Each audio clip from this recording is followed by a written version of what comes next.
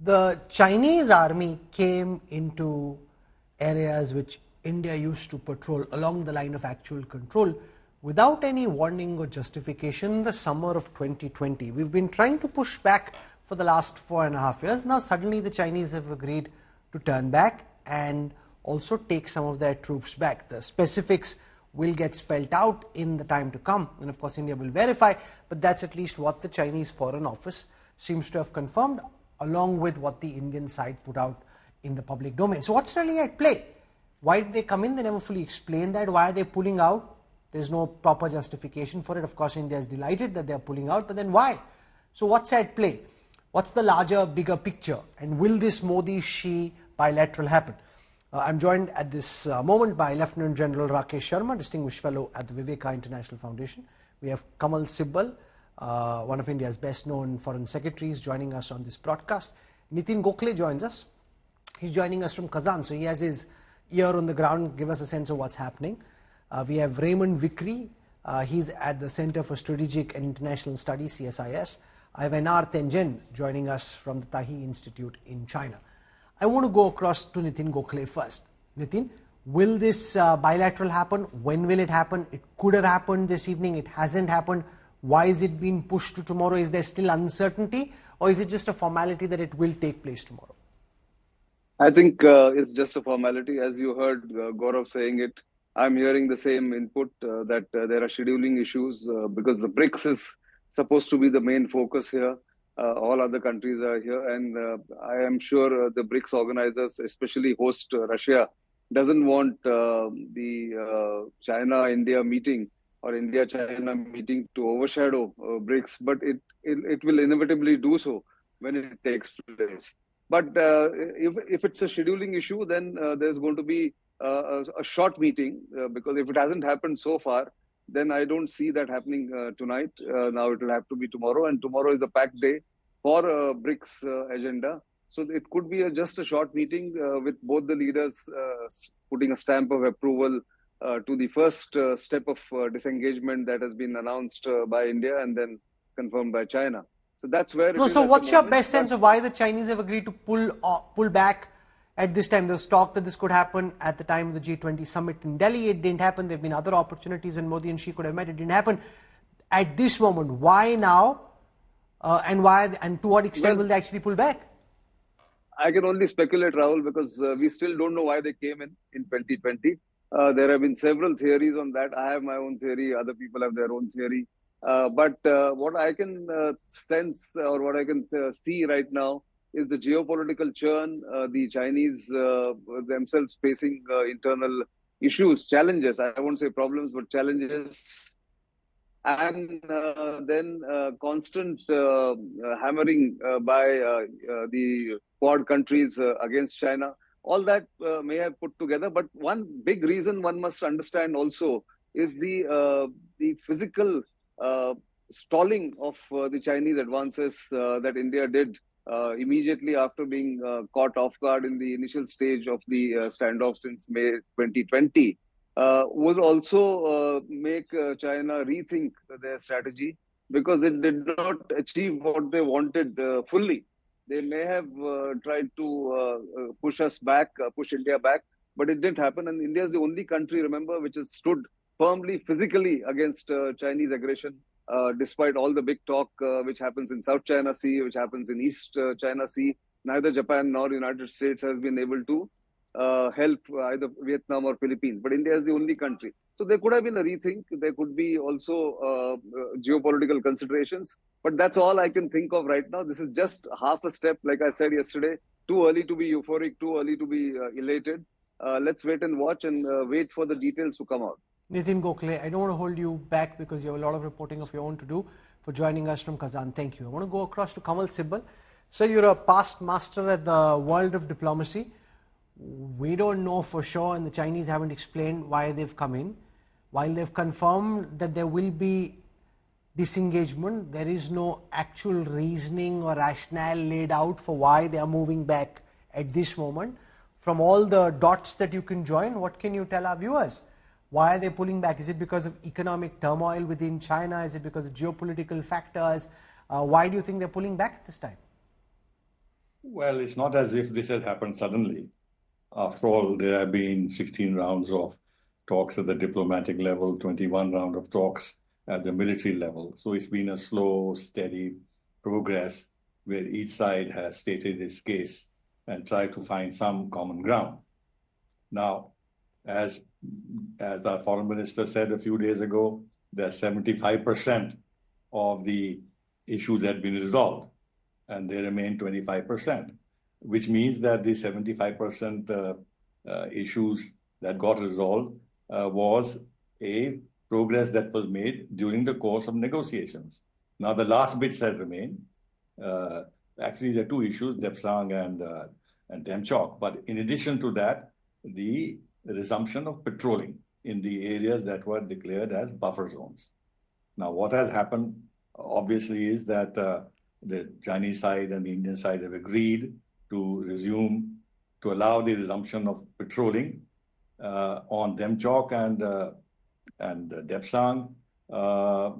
It seems that an agreement has been reached on patrolling, but whether the exact modalities have been agreed, whether the protocols have been agreed to, that remains unclear. My understanding is that after having the broad agreement, now the nitty-gritty will be decided and the new protocols would be agreed upon. One thing one needs to keep in mind, that we had the 1993, 1996, 2005, 2013 agreements on border management. Now those haven't worked. Now we can't go back to the same agreements in the same way and be assured that those agreements will work this time. Therefore, some new areas of understanding, some new protocols, some new steps in border management which will rebuild trust will have to be agreed. The second is that I don't think at this moment we are discussing de-escalation or moving back to the positions that two sides occupy, or de-induction. I don't think this is on the cards. And this has come out also in the remarks of the Chief of Army Staff, that first we have to build trust. And this patrolling and the fact that the two would then be able to do this patrolling without confrontation would slowly begin to build trust. Okay. For us, it's very difficult to de-induct, or for that matter, even to de-escalate, because we don't know what the Chinese intentions are. Sure. So let's try and understand Chinese intention to the extent that can be discussed in public. NR Tenjin joins us. There's a lot of talk in India about why the PLA has agreed to pull back at this time. From your understanding of the Chinese mind and what's going on inside mainland China, how can you explain this? The reasons for coming in weren't fully explained, and now how do you explain the moment when they've agreed to pull back? Well, I see it a little differently, and I think so does Beijing. First off, during the general election, Modi, I think, believed that the U.S. was not backing him. In fact, they were criticizing him. There were a lot of allegations that were leveled against him and his government. Shortly after the election, there was an announcement that Jaishankar was going to work on the border issues. Modi went to Moscow. The optics of a moody Putin hug was not welcome in Washington. Shortly thereafter, Bangladesh becomes an issue. There's suspicions that the U.S. was pushing regime change there in order to punish India. Then the Five Eyes lining up behind Canada, hints not only at racial bias, but also that this is a geopolitical issue that is becoming there. Now, in the background of this, you have India has become the second largest supplier of what Washington has termed sensitive exports, including microchips, circuits, and machine tools, over 60 million in both April and May of this year, double what it was before, to Russia. So the Europeans are not happy. They've turned their back on India. And I think India is making very clear that India is not the Philippines and that Modi is not Bom Marcos, that India will take its own issues and its own interests first, and it's not going to regard Washington as its tutor or its teacher. So at this point, India has chosen to balance the equation and make it quite clear that they will do what is necessary to help India. You're giving us a sense of your understanding of the Indian mind. I was asking for your sense of the understanding of the Chinese mind about why they've agreed to pull back at this time. Is it to do with internal economic turmoil, an aging population, slowing economy, the real estate bubble, lots of problems in mainland China? Is that what's forced Beijing to pull back? Well, I don't think so. I mean, if you think about it, the amount of effort that is there in the borders is very small in terms of the Beijing's military issues. Their main issues are not on the border. They're with Taiwan, South China Seas, AUKUS, the Quad, Japan militarization. Quite frankly, from Beijing's point of view, they want to have peace with India. India and China have the largest trade relationship between these two countries. They see a bright future, and quite frankly, since 2013, Xi Jinping has been very clear that the fate of the Asian century rests with China and India. And if India does not disagrees with this idea, that it'll be very hard to escape the kind of colonial, powers that have in the past tried to use Asia by separating it and conquering it. General Sharma, do you buy that from N.R. Tenjin and others like him when they say that China seeks peace because if it did, it wouldn't have come in so aggressively along the line of actual control, pushing the Indian army to mobilize, build up fortifications, which we now have? Do you trust the PLA at all? Do you think this is just tactical to enable the Modi-Xi bilateral at Beijing, or does it signal a larger thaw in your view, sir?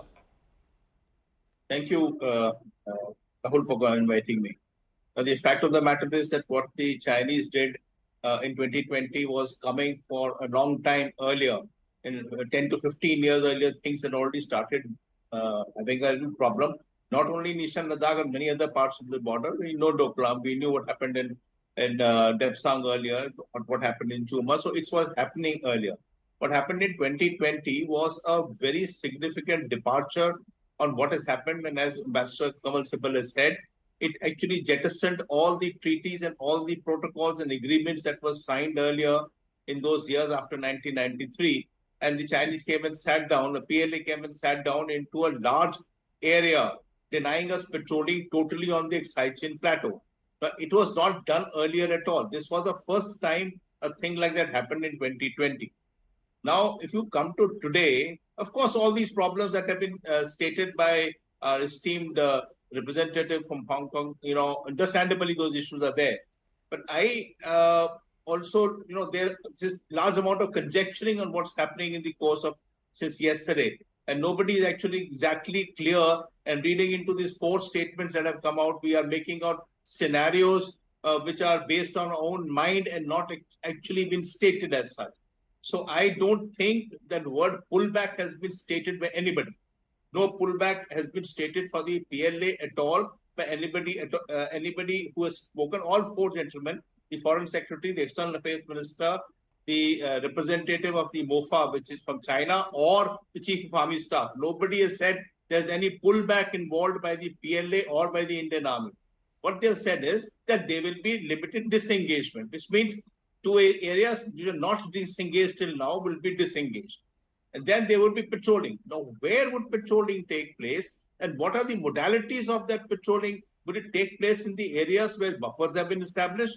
Or is the patrolling going to take place only, say, in the Depsang Plateau where we'll be permitted to go there? So there is a lack of clarity. And I think I want to tamp the enthusiasm saying that ad lib, if we have gone back pre-2020 and we'll be allowed to go to Chardingla or allowed to go across to many other places, there is a positive movement.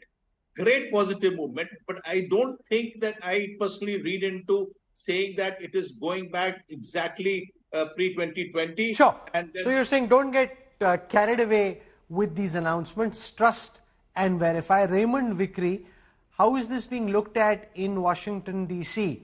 The fact is that relations between India and the United States have been a bit frosty, particularly because Washington refuses to act against terrorists believing in the Khalistani freedom movement, operating brazenly from Washington and from American soil, despite them continuing to threaten to blow up airlines and stuff, which is pretty bizarre, and that's a whole different matter. But looking at just what's happening currently between India and China and the fact these two armies have agreed at this limited disengagement, how is this being viewed in the think tank circles and government circles in DC?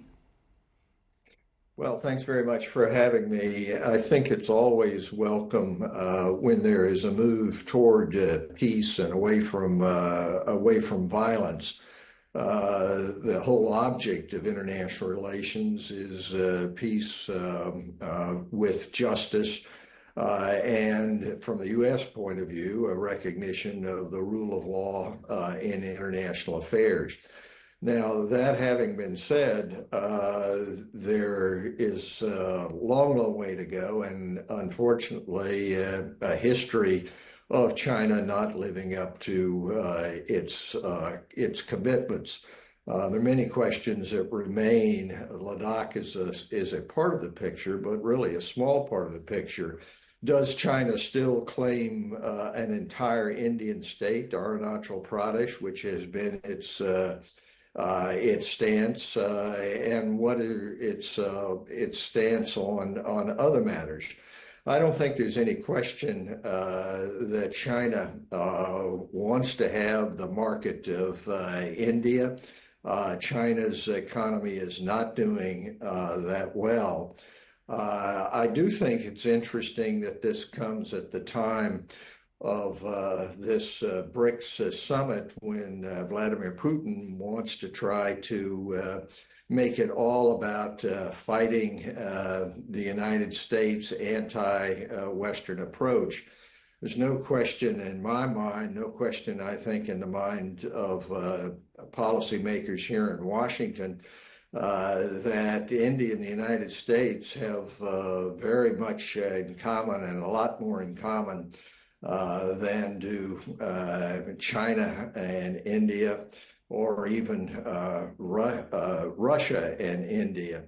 So I think, yes, this is an interesting development, one which is to be welcome, but there's a long way to go, and it seems to me that it does, though, detract from sort of the anti-Western approach that Vladimir Putin would like to have the focus on BRICS, which indicates to me that while China and Russia are joined at the hip on many matters, they're perhaps not on the same page in regard to the overall picture and the interests of their two nations. Ambassador Kamal Sibal, how is this likely to be perceived, in your view, in the Western world?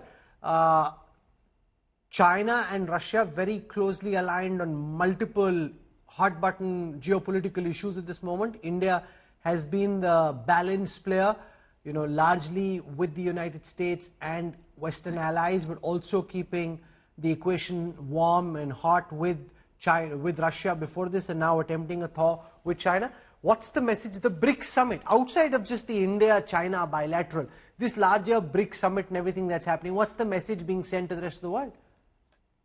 I think the message is very clear. And the message was very clear when the Russia-India-China forum first got established, and I was still in office then. Then it got enlarged to BRIC with Brazil, and then BRICS with South Africa.